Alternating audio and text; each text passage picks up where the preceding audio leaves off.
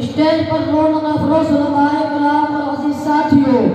آج کے اس باوقار جلسے میں میرا موضوع سخن جاہل حدیث بنام اہل حدیث ہے۔ میں چاہتا ہوں کہ آپ حضرات کے سامنے کچھ ایسی باتوں کی وضاحت کر دوں جو آپ حضرات کو، خاص کر عام کو بھی حد مفید ہو۔ تو آئیے آپ حضرات کو لے چلتا ہوں اس خزانے کی طرف جس سے عام و خاص سبھی حضرات یکساں مستفید ہو سکتے ہیں۔ دوستو،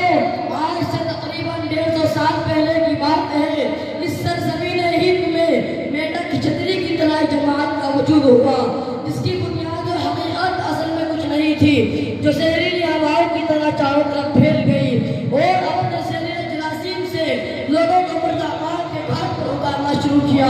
حضرات، آج میرا موضوع سخن ایسی جماعت اور ایسے گروہ سے متعلق ہے جن کا کوئی مذہب اس دنیا سے نہیں ہے، جن کا خود ساختہ نام اہل حدیث ہے لیکن حدیث سے ان کا کوئی تعلق نہیں ہے، جن کو ہم اور آپ غیر مقلدین کے نام سے جانتے ہیں، جن کے بارے میں مادر علمی دارالعلوم دیوبند کے استاد حدیث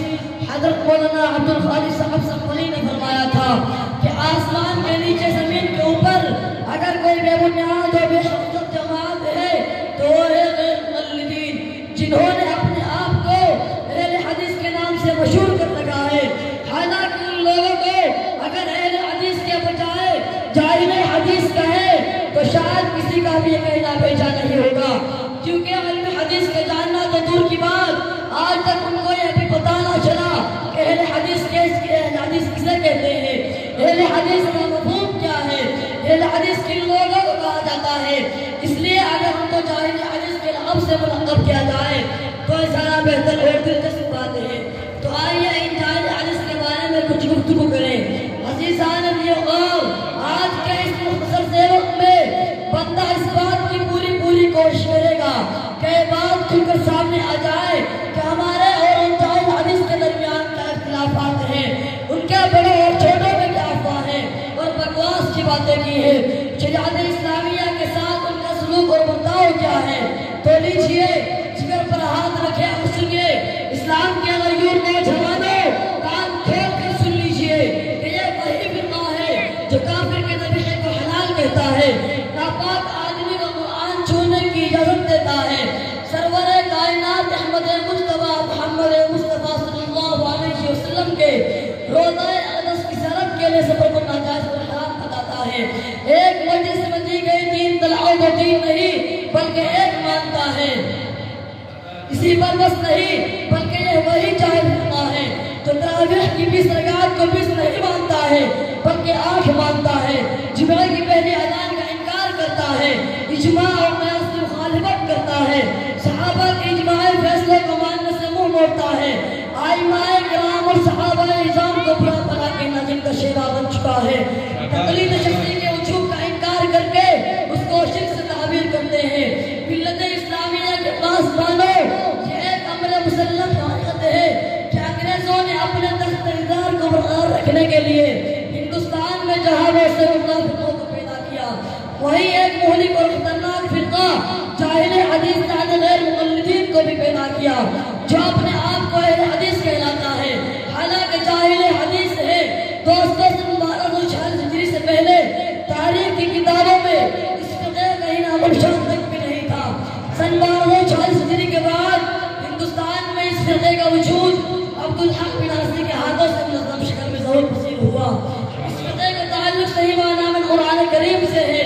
سیرت نبی صلی اللہ علیہ وسلم سے ہے اور نوسوئے صحابہ سے ہے اور طریقہ ائمہ مجتہدین سے ہے، بلکہ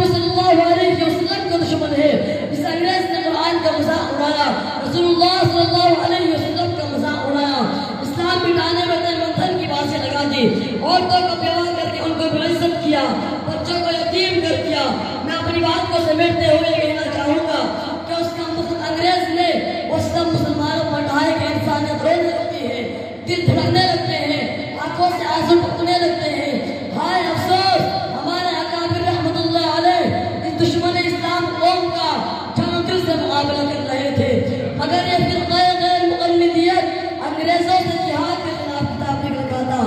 انگریز کے جانی ہمارے تعاون کر کے مسلمانوں کے سروں پر بدماشی کرنے میں ہمارا مصروف تھا۔ اللہ تعالیٰ ہم سب کو ان باتوں پر عمل کرنے کی توفیق عطا فرمائے۔ کبھی کچھ درد رہتا ہے، کبھی کچھ سوچ رہتا ہے، کبھی کچھ درد رہتا ہے، کبھی کچھ سوچ رہتا ہے، ہمارے دل پر صدمہ اتنے کا روز رہتا ہے۔ جب چھوڑ کر تقلید کو تم ہو گئے آزاد، جب چھوڑ کر تقلید کو تم ہو گئے آزاد، اے خوف کے ایمان کو برباد کرو گے۔ سیکھ لے پھولوں سے غافل متاع زندگی، سیکھ لے پھولوں سے غافل متاع زندگی، خود مہکنا ہی نہیں اور لوگ مہکانا بھی ہے۔ ایسے